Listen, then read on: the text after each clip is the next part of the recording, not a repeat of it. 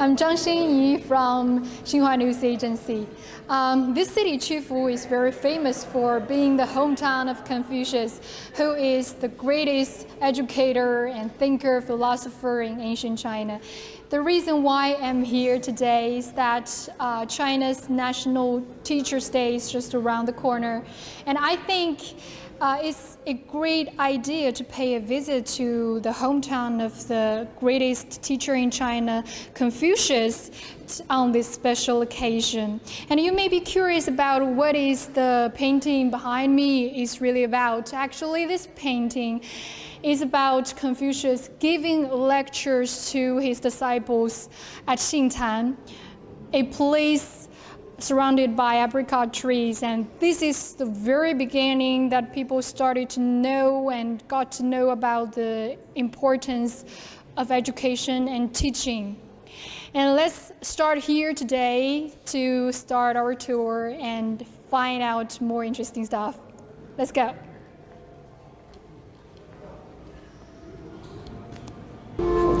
In the city of Qufu, a museum was built in memory of Confucius. Actually, we're now in this museum. The Confucius Museum covers an area of 55,000 square meters.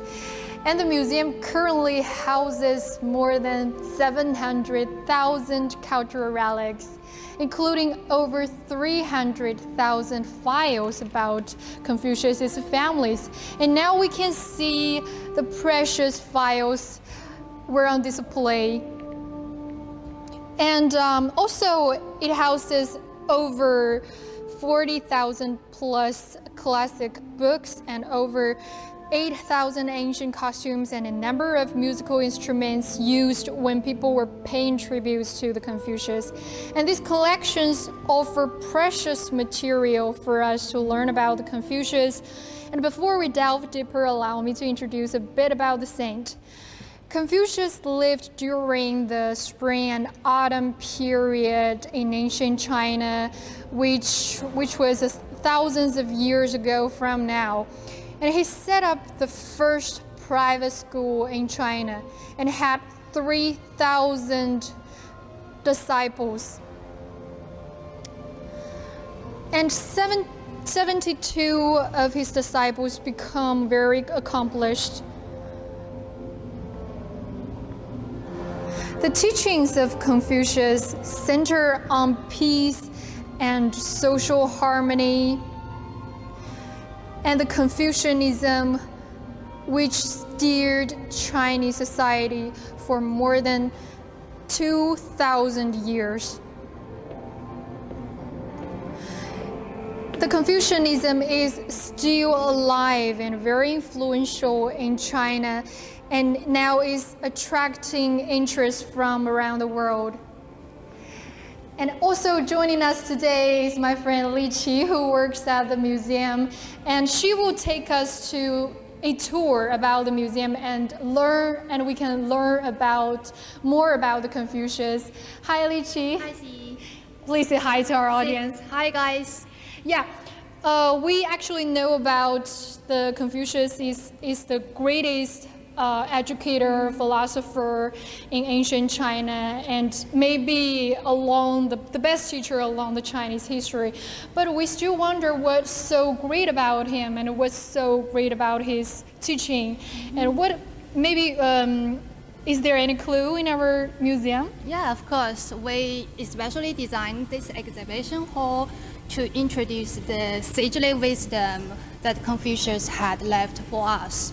Confucius took the concept of Ren as a core and the concept of Li as a regulation and the doctrine of the Me as a method to guide people to establish a world of universal harmony. Yeah. And we can see just when we march into this hall, we can see the harmony of the universe, and this is the topic.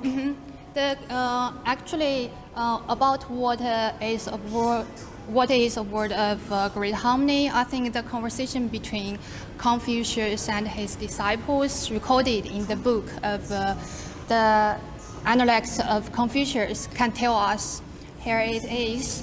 One day Confucius Yeah, asked. we can see in front of us, this is the whole picture, and maybe describe the moment. Yes, that is one day Confucius asked his disciples about their aspirations.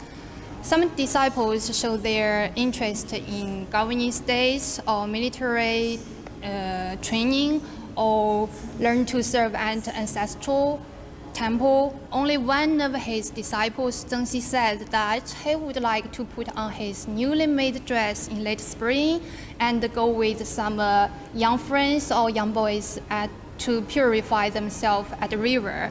After that, they would enjoy the breeze at the bank of the river and return home singing together. So on hearing about this, Confucius was very delighted because the picture depicted by Zhengxi is very peaceful, Yeah. right? It is like a society of great harmony. I Yeah, think. yeah. And now we know that his idea is that very pure, and now I know what his thought is. But is there any interesting item that could show his thought and maybe show how people pay respect for him? Yeah, I think this one object can tell you what is harmony. This is an artifact to use to decorate our rooms. Yes. We can say it contains many elements, Yeah, such as this is a crab. and lotus. Yeah, lotus. Yeah, lotus and crab are two elements that are frequently seen in Chinese artifacts. Yeah, that is crab is xie, and the lotus is he. Yeah. And the combination of them means the blessing of harmony. Yeah, 和谐.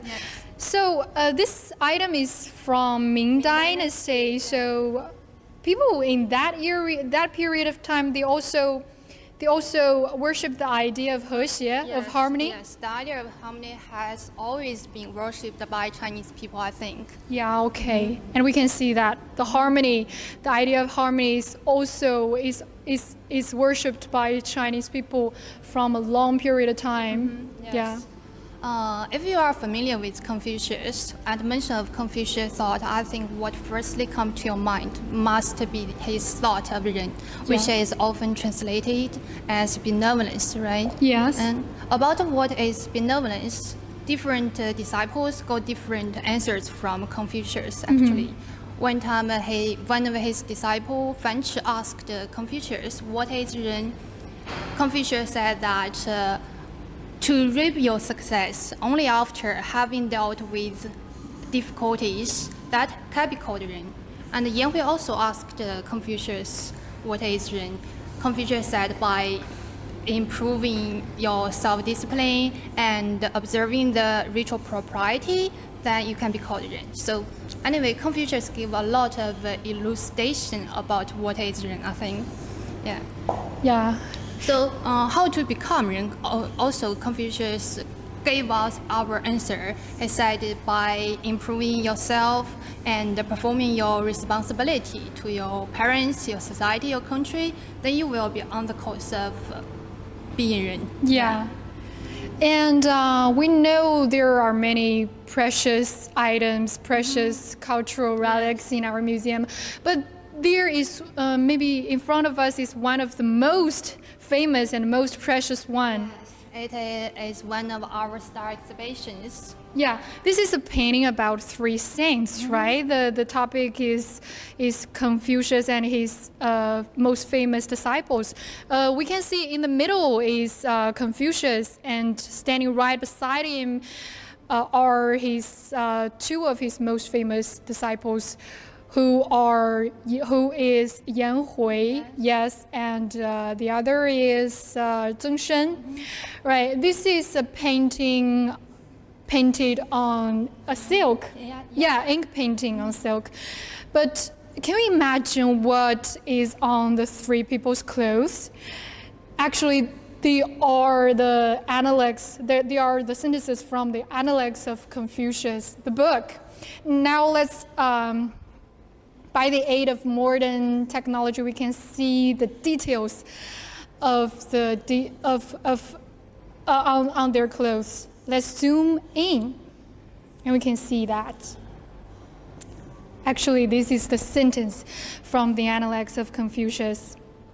And the word is, the saying goes that only in cold winter does one know that the pine and the cypress are the last to shed their leaves.